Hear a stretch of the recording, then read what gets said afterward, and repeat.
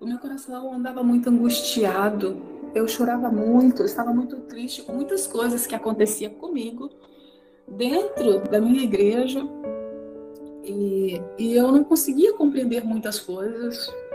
E ele foi me respondendo dentro da palavra dele, dentro do espírito de profecia. E hoje eu gosto de compartilhar essa mensagem com as pessoas. Estou muito agradecida a Deus por estar aqui com vocês, compartilhando o pão da vida mais uma vez. E a mensagem que eu vou compartilhar hoje, Deus me deu essa mensagem porque o meu coração andava muito angustiado, eu chorava muito, eu estava muito triste com muitas coisas que aconteciam comigo dentro da minha igreja e eu não conseguia compreender muitas coisas. Então, em clamor a Deus, Deus respondeu, né, a cada lágrima, a cada tristeza, e é assim, né, a cada sofrimento, a cada angústia que eu busco Deus, Ele vai me respondendo. E Ele foi me respondendo dentro da palavra dEle, dentro do espírito de profecia. E hoje eu gosto de compartilhar essa mensagem com as pessoas, porque no consultório eu atendo muitas pessoas, e algumas delas às vezes com ansiedade, com depressão, pessoas com dores profundas por conta de alguns acontecimentos que acometem suas vidas e que às vezes eles não entendem, né, o porquê. Principalmente quando se trata de angústias dentro do contexto religioso, né? E essas coisas não acontecem só dentro da nossa igreja, isso acontece dentro de um contexto geral nas igrejas. Mas, em especial, nós vamos falar hoje da condição dos nossos irmãos dentro da nossa igreja. E quando começou a pandemia, eu orei a Deus em jejum e oração por 40 dias.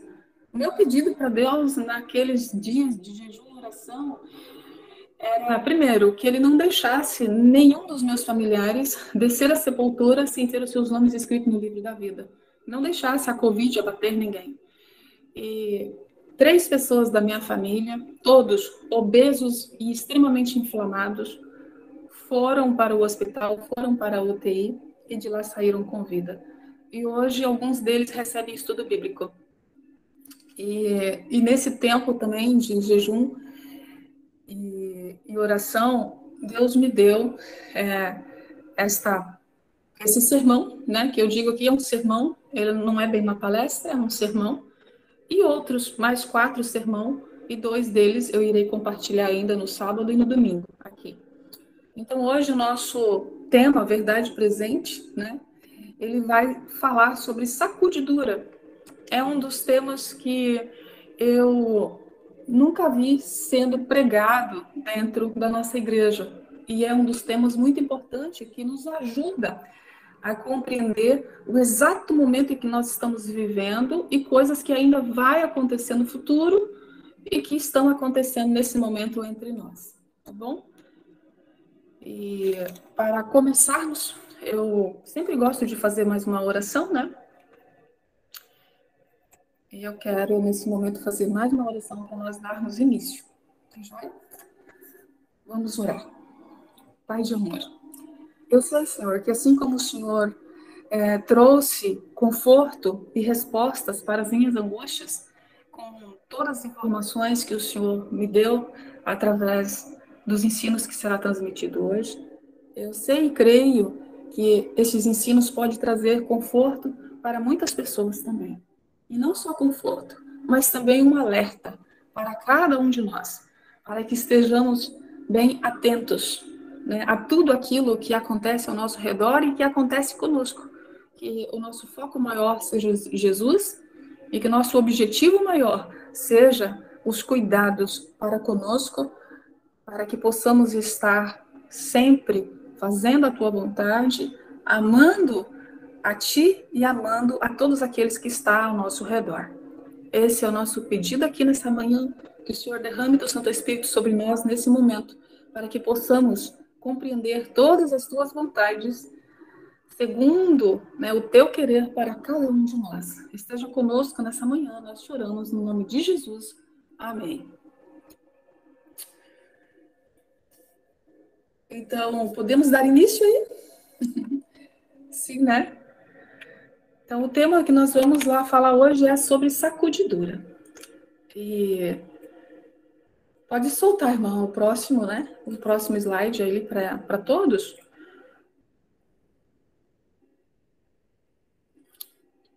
Pode voltar um antes. Isso, esse daí. Então, ali nós vamos em Amós 9. Não precisa abrir a Bíblia para ir lá, eu não quero ler todo o verso, mas em Amós 9, ele fala sobre sacudidura, né? E ele fala ali que ele vai sacudir a casa de Israel, porque assim como sacode o trigo no crivo, sem que caia nenhum grão, porque ele vai sacudir somente a palha, mas o grão fica. E Jesus também, em Mateus 13, do versinho 24 ao 27, ele diz ali que um inimigo semeou o joio no meio do trigo. E ao ser questionado, Jesus diz que joio e trigo crescerão juntos e só vão ser separados na colheita lá. E a gente sabe que isso é nos últimos dias. Então, uma coisa clara para entendermos é que joio e trigo estão juntos. Nós não apontamos quem é o joio, nem apontamos quem é o trigo, mas Deus sabe quem é. E às vezes acontece comportamento, né, ao nosso redor, ou se não vem. Quando nós temos uma clareza para identificar a voz de Deus, o comando de Deus, nós identificamos isso. E assim, o que eu peço é que o que for transmitido aqui hoje sirva para que nós possamos olhar para nós mesmos e a partir daí cuidar, né, tanto das nossas emoções, como também cuidar dos nossos irmãos que não estão vivendo tão claramente dentro do Evangelho. Isto nunca deve servir para que nós nos afugentemos das pessoas e nem muito menos apontemos pessoas para se afastar delas ou apontá-las como joio, mas sim para nos dar mais luz, para dedicar mais atenção e amor por aqueles que precisam, certo? E o espírito de profecia, ele nos diz assim que ao mesmo tempo que Deus traz para a igreja aqueles que são verdadeiramente convertidos, Satanás traz os não convertidos. E é claro, sabemos que a nossa igreja, ela é uma igreja que tem um propósito de Deus muito sério, tem uma missão muito importante, a missão mais importante que há nessa terra. A nossa igreja, ela compete com a mentira, porque ela tem a verdade. Uma verdade que muitos do mundo ainda não conhecem, mas lá no fim, bem na linha de chegada final, ela será determinante na vida dos filhos de Deus que ainda não faz parte dessa igreja. E por conta dessa mensagem importante, o inimigo das almas, ele traz todo tipo de gente para dentro dessa igreja para enfraquecê-la, para desqualificá-la, né? Portanto, nós convivemos com esse tipo de coisa, né, ao nosso redor. Mas nós temos que manter o nosso foco em Jesus, o nosso olhar em Jesus e continuadamente ouvindo a voz dele e segui-lo como o cordeiro, né, que ele deseja que nós sejamos na presença dele. E para falarmos de sacudidura, vamos fazer um tour na nossa história, né? E nós sabemos que a primeira sacudidura que existiu no mundo, que nós temos relato, foi no céu. Satanás foi expulso de lá, né? Porque ele se rebelou. Se rebelou ao caráter de Deus e por conta disso ele foi apartado da presença do Senhor. Apocalipse 12:4 traz esse registro, né? Que Lúcifer arrastou a terça parte dos anjos do céu e o céu então ficou ali com menos pessoa porque houve ali um rebelde. A segunda sacudidura nos mostra o juízo de Deus lá no livro de Gênesis com o dilúvio, né? Então, a gente sabe que apenas 8 pessoas foram salvas numa multidão de gente que, segundo a profetisa Ellen White, no livro A História da Redenção, era em torno de 9,5 bilhões de pessoas, ou seja, era mais pessoa na Terra do que existe hoje. Mas foram salvos apenas 8 pessoas da família de Noé.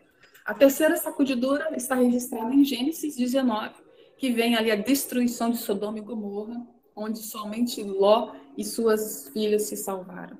E mesmo assim, para a eternidade, só Ló, porque nem as filhas de Ló ficaram separadas para a eternidade. Elas se perderam também, segundo a palavra de Deus.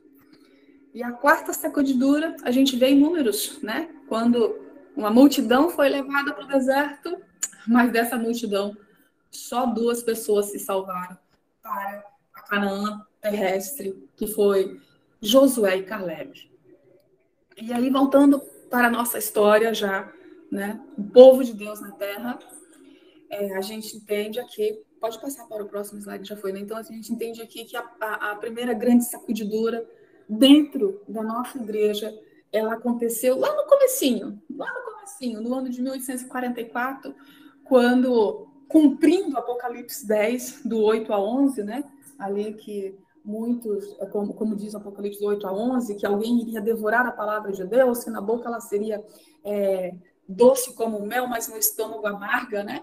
E isso aconteceu com Guilherme Miller e todo aquele grupo que ouviu Guilherme Miller pregando que Jesus ia voltar, que Jesus ia voltar e que Jesus ia voltar. Mas eles tiveram ali, alguém do grupo marcou uma data, né? E Jesus não voltou nessa data. E ali houve uma grande sacudidura também, porque o povo se dispersou e apenas um pequenino grupo permaneceu firme, unidos, sabendo que estavam ouvindo a voz de Deus, que eles estavam ali sendo governados pelo poder de Deus, mas em algum ponto eles erraram e firmemente eles insistiram. E então hoje tem aqui a nossa igreja firme e forte, porque Deus assim quer, porque Deus assim governa o seu povo. E o que nós tiramos de tudo isso?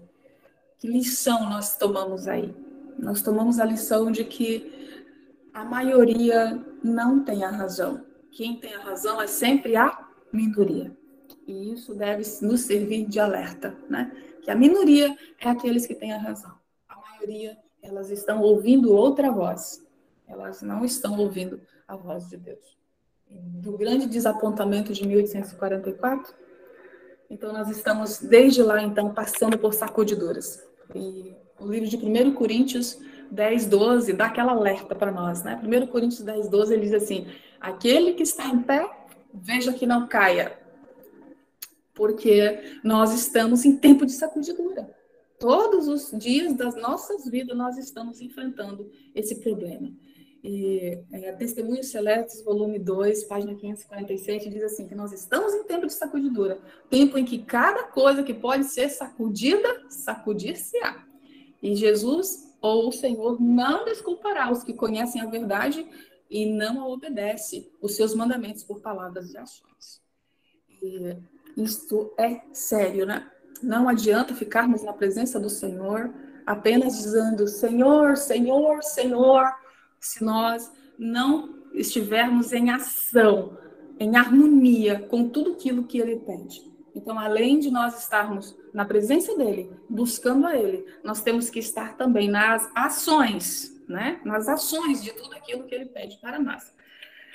E no capítulo Sacudidura do Espírito de Profecia, a profetisa Ellen White apresenta para nós vários motivos dessa sacudidura. E vários grupos.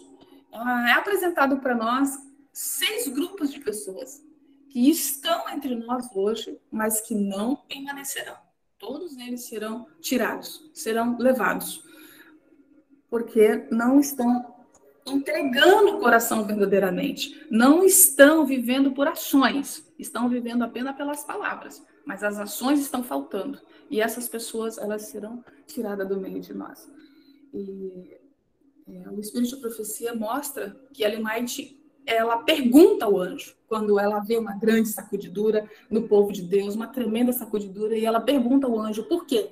Por que dessa sacudidura? Então o anjo responde a ela, dizendo assim, que essa sacudidura fora causada pelo positivo testemunho motivado pelo conselho da testemunha fiel aos laodiceanos.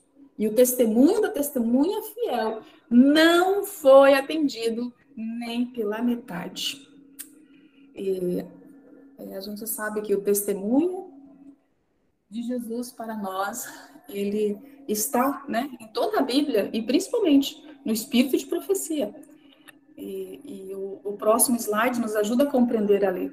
Apocalipse 3, do 15 ao 17, né? Jesus mostra ali para nós que nós devemos comprar dele vestiduras brancas, né? Não é isso que ele diz para nós? E ele fala ali: aconselho-te que de mim compres ouro refinado para que te enriqueceres, vestiduras brancas para te vestires e colírio para ungir os olhos, a fim de que vejas. E nós sabemos que esse testemunho da testemunha fiel a nós hoje, ele nos é dado em toda a Bíblia. Tudo aquilo que os profetas ensinam, que os apóstolos ensinam, que Jesus ensina e que a profetisa nos ensina. Porque ela é profeta, né? Ela é profeta. E nós temos uma dificuldade entre nós, né? Porque não a apresentamos como profeta. Os nossos líderes religiosos a apresentam como uma escritora americana. E isso é uma incógnita muito grande na cabeça das pessoas, porque foi na minha. Quando eu entendi que a nossa igreja é a igreja verdadeira, missionária, provinda das mãos divinas, uma obra-prima que o Senhor criou nessa terra, das próprias mãos dele, e essa igreja envolvida com uma escritora americana, eu ficava muito intrigada. E essa intriga só desapareceu quando Deus me apresentou que ela é uma profetisa. Daí eu disse, sim, Senhor, é uma profeta, claro. Porque quando a gente entende que Deus tem um povo na terra e esse povo se relaciona com uma escritora, isso é intrigante. As outras religiões que nos olham ficam intrigadas com isso.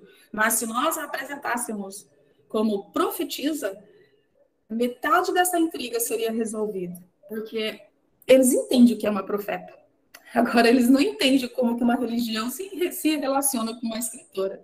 Né? E isso faz uma complicação na cabeça das pessoas. Então, queridos, o primeiro grupo que nós vamos ver dentro da apresentação que existe entre nós hoje são aqueles que não creem no testemunho de Jesus. E o que é o testemunho de Jesus para nós? Apocalipse 19:10 deixa claro que o testemunho de Jesus é o ministério de profecia. E este ministério de profecia se manifesta nos nossos dias através da profetisa Ellen White. Então, este que não crê nela, né? E ela mesma diz, ali, em Mensagens Escolhidas, volume 3, na página 84, uma coisa é certa, os adventistas do sétimo dia, que se colocam sob estandartes de Satanás, abandonarão primeiro a sua fé nas advertências e repreensões contidas nos testemunhos do Espírito de Deus. E esses testemunhos, ele explana, né? Ele mastiga todo o alimento espiritual e nos dá mastigadinho, a gente só precisa engolir. E é tão simples usá-lo, né? Para conhecer mais profundamente a palavra de Deus e entender coisas que, às vezes, a palavra de Deus, a Bíblia, não explana. E o Espírito de profecia, ele explana, né? Ele abre os nossos horizontes para entender. O segundo grupo são os indiferentes e descuidosos. Eles não compram o ouro refinado. Eles não se afirmam na verdade. E esses, os descuidosos, os indiferentes, eles não se uniam com os que prezavam suficientemente a vitória e a salvação para por elas lutar e angustiar-se com perseverança e não alcançaram e foram deixados para trás em trevas. E a gente entende que essas pessoas hoje são aquelas que não estão lutando com oração, com súplicas, com insistência, não estão entregando as coisas que enxergam em si a Deus. Fala, Senhor, arranca isso de mim, que não é seu, eu não quero. Né? Toma em tuas mãos a minha vida e me molda, e me limpa, e me purifica. E por palavras e ações buscam fazer essas coisas. Lutam, né? Contendem com Deus. Arranca de mim, ó Deus. Quando a gente se vê no ato do erro, né? Arranca de mim esse desejo que não vem de ti, arranca de mim esse sentimento que não vem de ti, arranca de mim essa procrastinação, né? Arranca de mim tudo isso que não vem de ti. Nos sacuda como árvore na tempestade, arranca de nós os nossos pecados acariciados. Esse tem que ser o nosso clamor diário, né? Sempre. E o terceiro grupo são os autos-enganados. Estes, eles sabem que tem deficiência, precisa corrigir-se, mas não mudam. E aí, esses estão iludidos consigo mesmo. Na calma, que firmeza manifestam, que corajosos navegantes são. Mas quando as furiosas tempestades das provas e as tentações sobrevêm, aí sua alma naufraga. E a gente entende que nessa pandemia, quantos foram lançados fora? Quantos têm tido nos seus corações que podem viver a fé longe da igreja, mas isso vai enfraquecendo a sua vida de consagração, isso vai enfraquecendo a sua vida de relacionamento social, e quando perceberem, vão estar lá envolvidos em outras coisas que não têm nada a ver com as coisas do céu. E uma frase bem dura que diz assim, ó, que a prosperidade multiplica os que creem, mas a adversidade os expurga da igreja. E se fosse só expurgado da igreja, seria o de menos. O problema é que é expurgado da presença do Senhor. Porque se saem da igreja, vão para onde? Né? Muitos têm saído por conta da dor, das angústias, dos conflitos que têm vivido ali. Mas o nosso foco, o nosso objetivo tem que ser Cristo. Se não for Cristo o nosso foco e o nosso objetivo nessa nossa caminhada, nós vamos estar constantemente enfraquecidos, entristecidos, aborrecidos e magoados, né? E chateados. O próximo, ali que é o quarto grupo, que são os desobedientes. Estes têm o espírito de Efraim, né? Segundo o livro de Oséias, no capítulo 4, no versinho 17, ali registra que Deus cansou-se de lutar por Efraim. Ele cansou-se. E aí ele diz, Efraim está entregue aos ídolos, deixai-o. A mesma coisa vai acontecer conosco. Se nós insistirmos em fazer o contrário daquilo que Deus nos pede, vai chegar um momento em que Deus vai desistir também de lutar por nós. E aí está escrito, alguns são prontos em receber um ponto, mas quando Deus nos leva a outro ponto difícil, recusam diante deles e fica para trás. Porque muitos escolhem o que querem fazer. Não, eu vou fazer só isso aqui. Tá bom, eu estou servindo assim. Mas aí se vem um pregador e prega uma mensagem que chama a atenção, que a pessoa consegue identificar que ela precisa entregar mais um pouquinho e diz não precisa, né? Como a mensagem de saúde mesmo. Eu já ouvi por todos os cantos e corredores bocas proclamar, não é ponto de salvação. Joias não é ponto de salvação. Ir numa festinha não é ponto de salvação. Mas esses estão, de uma certa forma, iludidos, porque realmente não é ponto de salvação, é ponto de perdição. E aquilo que é ponto de perdição nos tira da presença do Senhor. Porque ponto de salvação só há um, Cristo Jesus. Quando eu cheguei na igreja, eu comecei a ouvir essas exclamações, eu fiquei angustiada e perguntando ao Senhor, Deus, quantos pontos de salvação há aqui nessa igreja? Porque eu só conheço um, Cristo Jesus, e tudo o resto é ponto de perdição.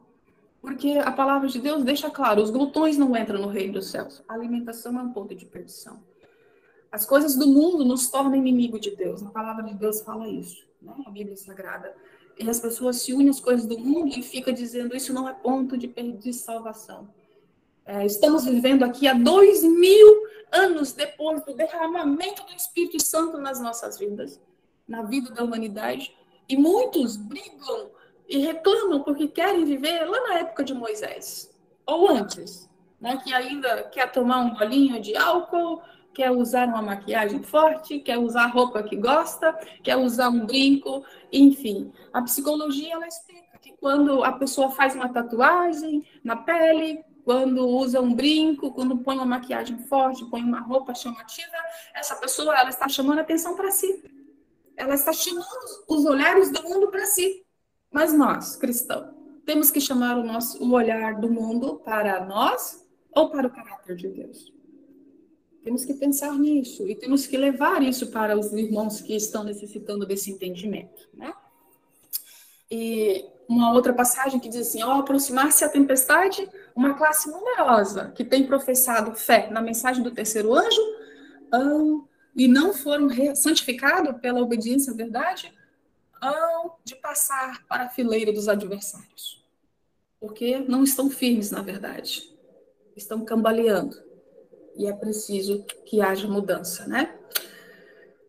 Nosso próximo slide fala ali do livro de 2 Timóteo 3,12. Ora, todos quantos querem viver piedosamente em Cristo Jesus serão perseguidos. E nós não seremos perseguidos pelos que estão fora, não. Nós seremos perseguidos pelos que estão dentro da nossa igreja. Então, os invejosos e críticos, eles estão dentro da nossa igreja para perseguir. E eu os chamo de os espíritos de Caim.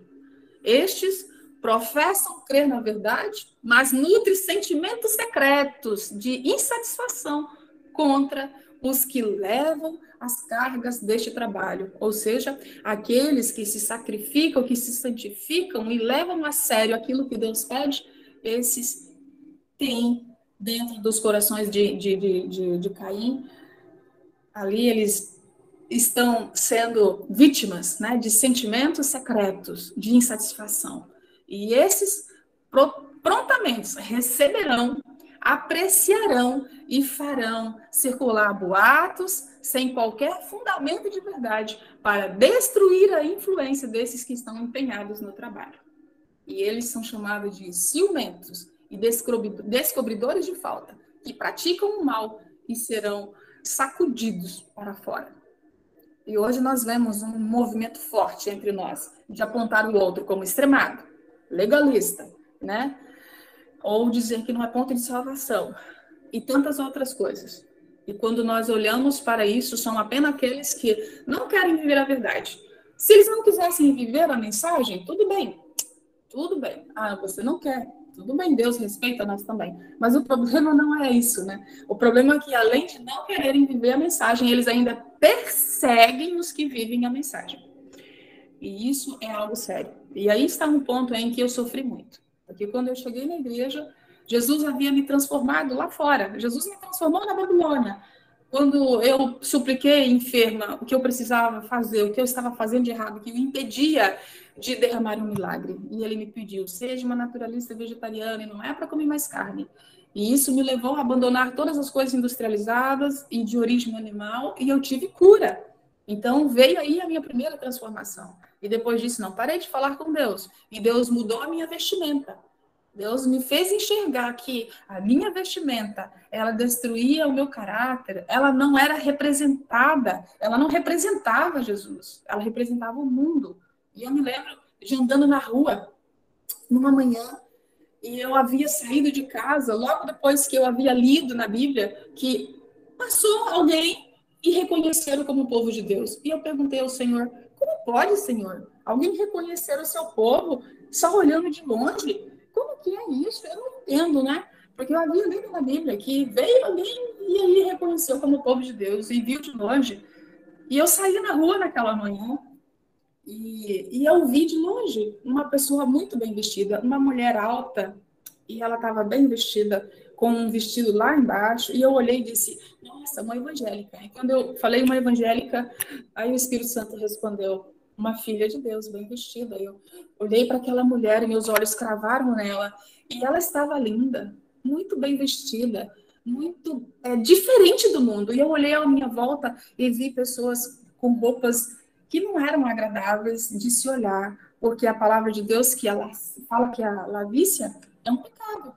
E eu sabia que a lavícia é você se colocar de forma mal vestida, de forma erótica, que chame a atenção das pessoas. E naquela manhã eu olhei para mim e eu fiquei vermelha de vergonha, porque eu estava com uma roupa curta, um shortinho acima da metade da coxa e uma blusa não estava bem vestida, queridos. E eu fiquei vermelha de vergonha.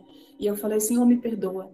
E a partir daquele dia eu tirei todas as minhas roupas indecentes do meu guarda-roupa e eu punhei no lixo, porque isso o Senhor me disse, põe no lixo, filha, porque o que não serve para você não serve para ninguém. Então Deus me trouxe dessa forma, me fez entender todas as coisas que eu precisava. E quando eu cheguei na igreja, então, Eu ouvi muito isso. Extremada, legalista, né? Alimentação na ponte de salvação. Mas ouvir a minha história, poucos tiveram interesse de ouvir como que Deus me trouxe ali. Por que que eu estava diferente? Por que que eu havia chegado diferente? Então, queridos, a vontade de Deus, às vezes, causa intriga nos corações dos outros. Porque aqueles que têm o espírito de Caim, quando olham os filhos de Deus, eles sentem o mesmo sentimento que Caim sentia. Caim, ao olhar para Abel, ele enchia o coração dele de mágoa e de rancor, porque ele enxergava em Abel tudo aquilo que ele precisava ser, e ele não era. Então, Abel era a denúncia escancarada da infidelidade de Caim. E Caim odiava Abel por causa disso. E não é diferente no nosso meio hoje. Aqueles que não têm um coração consagrado na fidelidade, ele olha para aqueles que estão mais consagrados, ou que estão, pelo menos, fazendo alguma coisa da forma que Deus gosta, e ele não percebe, mas isso é uma denúncia da infidelidade dele. E ele se aborrece disso. É inconsciente, ele não percebe. Mas a psicologia explica isso, né? A ciência explica isso, que o coração das pessoas, principalmente nas famílias, onde um filho é amorável e o outro, ele odeia esse filho amorável. Porque fala, o queridinho da mamãe. Não, não é o queridinho da mamãe, é porque ele é um filho amorável e faz os que os pais pedem. E, geralmente, ele tende a ser mais próximo dos pais. E aquele que é rebelde, que já anda na desobediência, tem mais problema com os pais. E o coração dele se enche de rubor e de ódio por aquele que não desobedece. Porque é a denúncia exata da imperfeição dele e da infidelidade dele.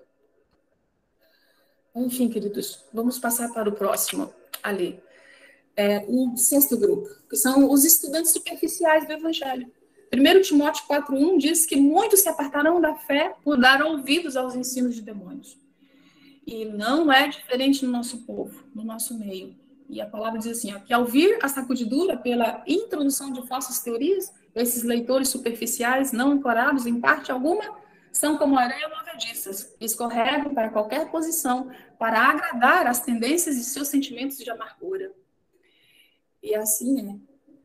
E os que tiverem grande luz e preciosos privilégios, mas não os aproveitaram sob um pretexto ou outro, hão de retirar-se do meio de nós. E aí uma frase mais dura ainda, diz que o peneiramento de Deus lança fora multidões como folhas secas. E não basta estar na presença da igreja, não basta estar na igreja, nós temos que estar na presença de Deus, suplicante, orando e buscando compreender todas as coisas. Ter um caderninho de estudo para estudarmos as profecias, principalmente sobre as mensagens angélicas, ter uma vida bem firmada na clareza do entendimento, porque senão nós seremos levados para fora. Aqui na minha cidade mesmo, tem uma senhora que ela saiu da igreja porque o esposo faleceu. 5 anos depois de falecido, esse esposo apareceu em visão diante dela. E depois disso, ela saiu da igreja. Nunca mais voltou. Porque a igreja prega que isso não existe, mas aconteceu com ela. Mas ela não se aprofundou mais no estudo, porque se ela se aprofundasse mais no estudo, ela iria ler no grande conflito que no tempo do fim, essas coisas vão acontecer, mas em larga escala, num grau muito grande. Que os mortos vão aparecer em pessoa para os vivos e dizer, olha, eu estou lá com a vovó, mamãe, e está tudo bem aqui no céu, está tudo em paz. Porque os demônios não perderão tempo. E o grande conflito fala sobre isso. E se nós não estivermos firmados na verdade, vai ser levado pelas mentiras que o inimigo planta nesse mundo, que não são poucas, O inimigo, ele não tem preguiça, tá? Ele lança sobre nós o espírito de procrastinação e de preguiça, mas ele não tem. E ele é incansável nos seus ardis de mentira e falsidade para enganar a multidão de pessoas. E uma outra frase doída diz assim, grande porção dos que agora parecem genuínos e verdadeiros demonstrar-se-á metal vil no tempo da sacudidura. Porque os grandes perseguidores do nosso povo não virão de fora. Eles estão entre nós hoje. E Joel 2, do 15 ao 17, ele nos ensina a nos prepararmos para o dia da expiação, o dia do juízo do Senhor. E ali ele nos pede que nós nos ajuntemos. E eu vou até pedir para abrir lá, vamos abrir para a gente ler essa passagem, porque é preciso. Vamos ler Joel 2, do 15 ao 17. Essa passagem ela é muito importante para nós nesses nossos dias, para abrir os nossos olhos. Ellen White, ela diz para nós que o que os profetas escreveram é mais para o nosso tempo do que para o tempo deles. Viu? Que os profetas escreveram é mais para o nosso tempo do que para o tempo deles. Então, Joel 2, do versinho 15 ao 17, nos diz assim: tocai a trombeta em Sião, promulgai um santo jejum, proclamai uma assembleia solene, congregai o povo, santificai com congregação, ajuntai os anciões, reuni os filhinhos, até os que mamam. Saia o noivo da sua recâmara e a noiva do seu aposento.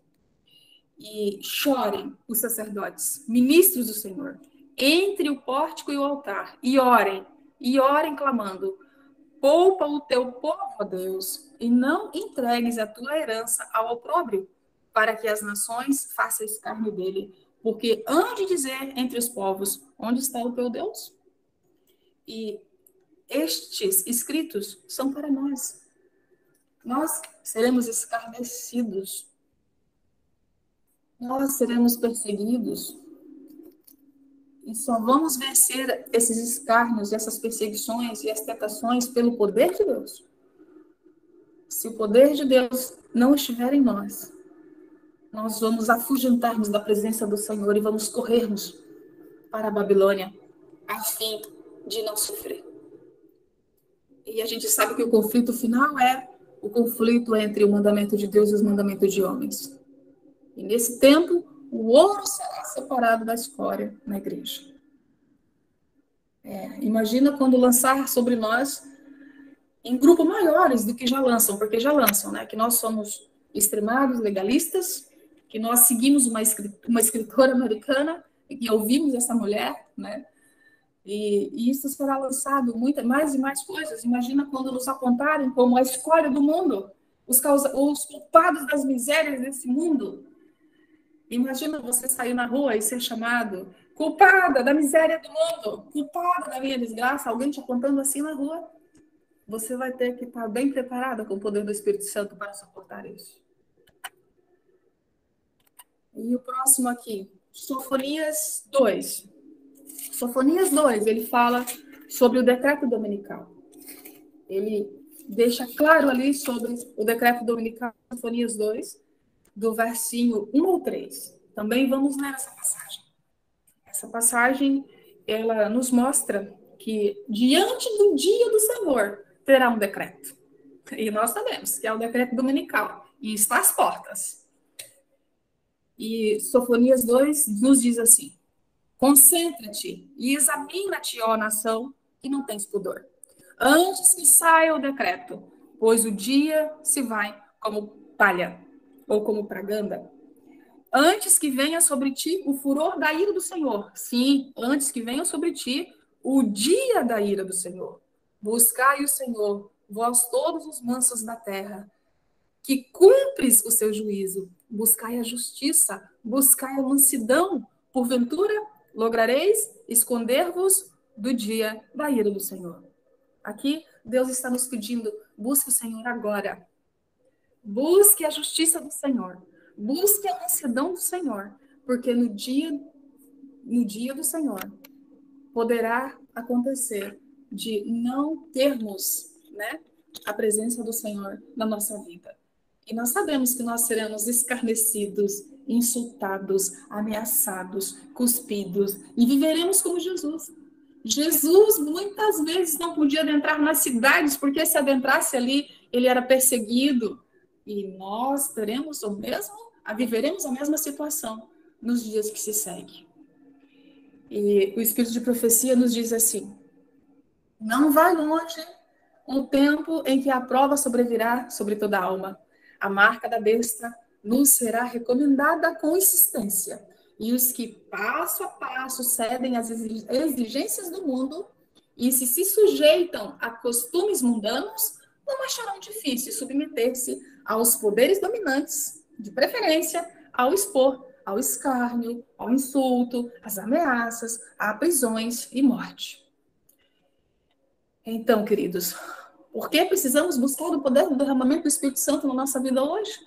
Para que necessitamos da chuva serôdia? Não só para proclamar o alto clamor, mas também para estar no espírito da justiça de Deus, para estar no espírito de mansidão e resistir como Jesus resistiu, ao ser cuspido, estapeado, cravado por uma lança, mas estava manso, não tinha ódio, mas tinha amor para lançar aos seus perseguidores. Porque se nós não tivermos esse caráter, não estaremos dando testemunhos de Deus. Já imaginou se alguém te xinga e lança um xingão atrás de devolução? Se alguém te dá um tapa e você dá outra bufetada, né? E se alguém te ameaça, tu ameaça também. Se insulta. Então, este não é o caráter de Deus. E muitos vão se perceber, como diz em outras passagens do Espírito de Profecia, que muitos, por não estudarem a verdade hoje, vão chorar amargas lágrimas ao perceber que não conseguiram dar o testemunho que precisavam dar. E eu percebo isso aqui hoje. Eu participo de muitos grupos. É incrível, né? Eu saio dos grupos e eles me põem, me pedem, passa a palavra aí, minha Cida, compartilha a palavra. E muitas vezes, compartilhando a palavra, muitos veem o meu ataque, dizem, não é assim. E aí eu percebo ali o quanto eu ainda estou fraca no poder do Espírito Santo. Como eu ainda estou fraca no poder da palavra, para usar a palavra e lançar a palavra às pessoas que estão ali necessitando de conhecer a verdade, porque estão aprisionadas pela mentira. E não é diferente com cada um de nós. Nós temos que procurar a cada dia estarmos firmes nessa verdade para transmitir a verdadeira mensagem que o Senhor deseja e dar o verdadeiro testemunho, de acordo com o caráter, o amor, a justiça e a mansidão de Jesus. E a sacudidura final. Essa sacudidura final, ela vem também com o fechamento da porta da graça para nós. E é interessante entender isso, queridos. A porta da graça se fecha primeiro para nós. Porque cada sacudido da nossa igreja é uma porta da graça que se fecha. Quer dizer, a porta da graça se fecha para um destes. E aqui, esta passagem, ela diz assim para nós que o tempo do destruidor e juízo divino é tempo de graça para os que não tiverem a oportunidade de conhecer a verdade.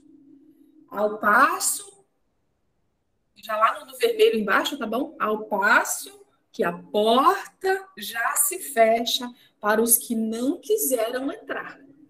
E quem que não está querendo entrar? É os que estão conhecendo a verdade hoje e não estão lá vivendo. Então, a porta da graça vai se fechar primeiro para estes. Mas aqueles que estão lá nas trevas, que não têm a luz que nós temos, eles serão protegidos e guardados.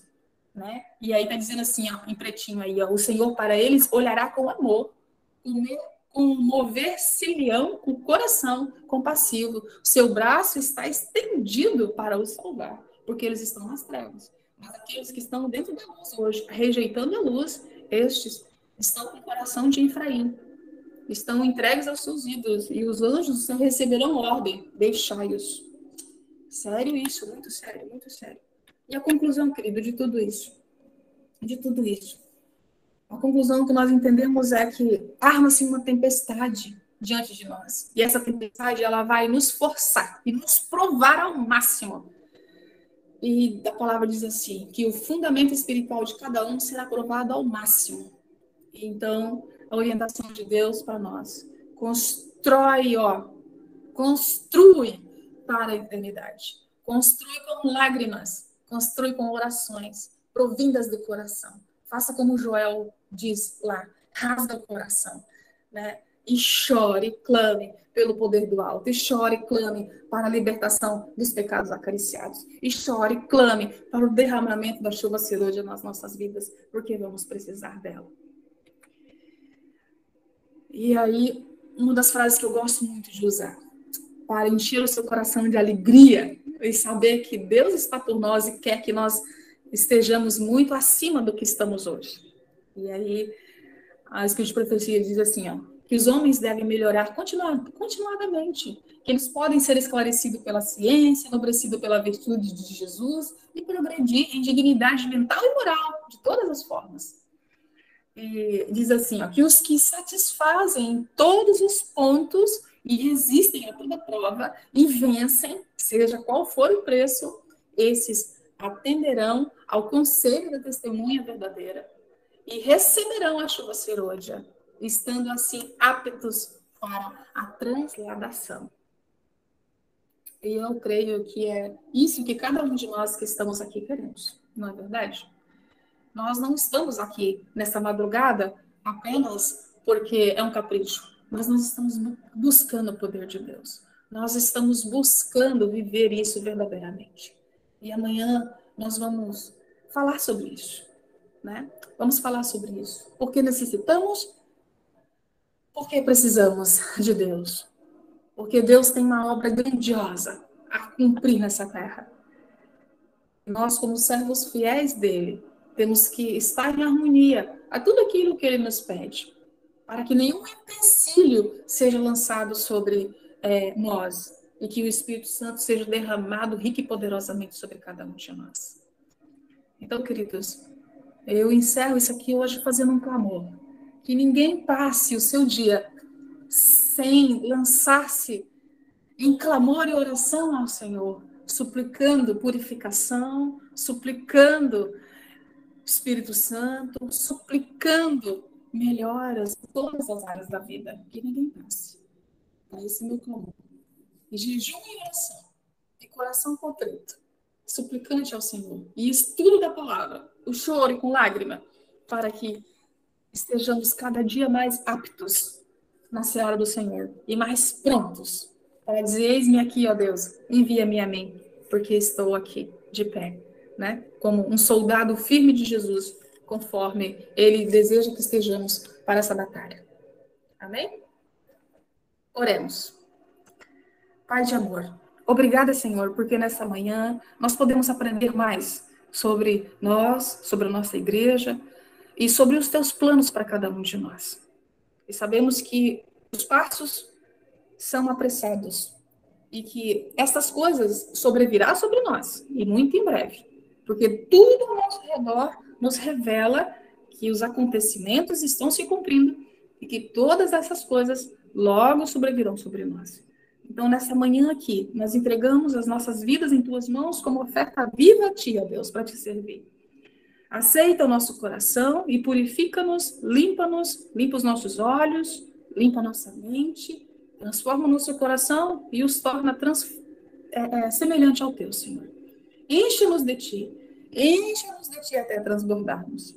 Esse é o nosso pedido nessa manhã e eu oro agradecida, sabendo que não tenho méritos para te pedir tais bênçãos, mas é pelos méritos que Cristo Jesus conquistou na cruz por cada um de nós. Oramos no nome santo de Cristo Jesus. Amém.